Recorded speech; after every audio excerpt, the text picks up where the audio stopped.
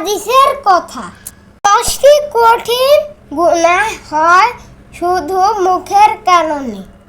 মানুষের মুখ এমন একটি অঙ্গ যার মাধ্যমে সবচেয়ে বেশি গুনাহ সংঘটিত হয়। যে ব্যক্তি মুখ সংযত রাখতে পারে তার পক্ষে অনেক কবিরা গুনাহ থেকে বেঁচে থাকা সম্ভব হয়।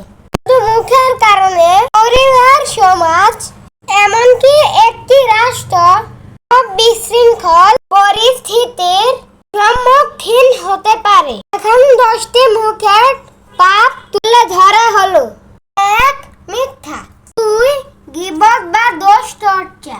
3. চগলখড়ি। 4. মিথ্যা সাক্ষ্য। 5.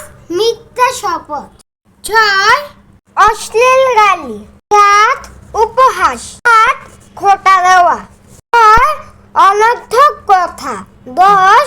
অভিশাপ দেওয়া।